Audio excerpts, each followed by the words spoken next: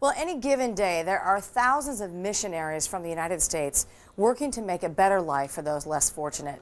And as we found out recently with the deaths of 3 Americans in Yemen, their work takes them to some of the most dangerous regions in the world. Why do they do it?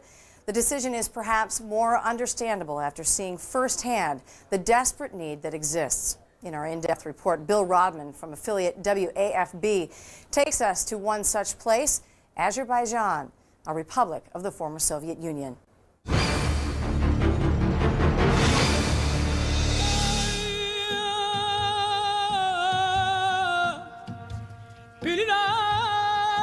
The road towards democracy and free market economy development is a very long, it's a very painful, it's at certain times a very complex road. A road republics of the former Soviet Union are all too familiar with. Case in point, the Republic of Azerbaijan in Central Asia. Azerbaijan is essentially undergoing a very massive transition on a multitude of levels. Take healthcare, for instance. The National Oncology Clinic in Baku receives 60 to 70,000 patients a year. Patients like 70-year-old Amenisa Husseinova from Jofur, Azerbaijan, near the southern border with Iran. Miss Amenisa, who has been receiving treatment at the clinic for a month now, was diagnosed early with non-Hodgkin's lymphoma. My condition is better and better during this staying. And Husseinova is well aware of her good fortune.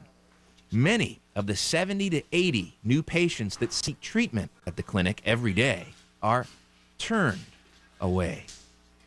With the fall of the Soviet Union in 1991, so fell the entire operating budget of the Azeri National Oncology Clinic.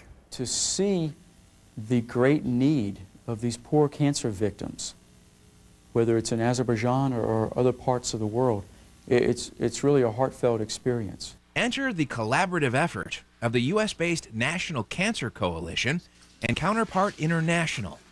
The organizations recently delivered and distributed a humanitarian shipment of well over $500,000 worth of greatly needed medical supplies and equipment. Ross Wilson is the U.S. ambassador to Azerbaijan.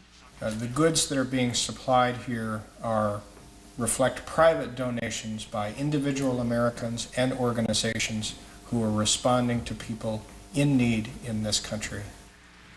Just as the stalled construction of a Soviet-era mega hospital directly behind the clinic is a daily reminder of dashed hope, so too this generous gift from the West is cause for a new hope for the people of Azerbaijan.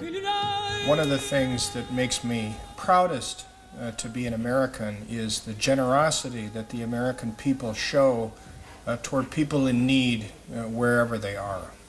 She's grateful. In Baku, Azerbaijan, Bill Rodman for CNN.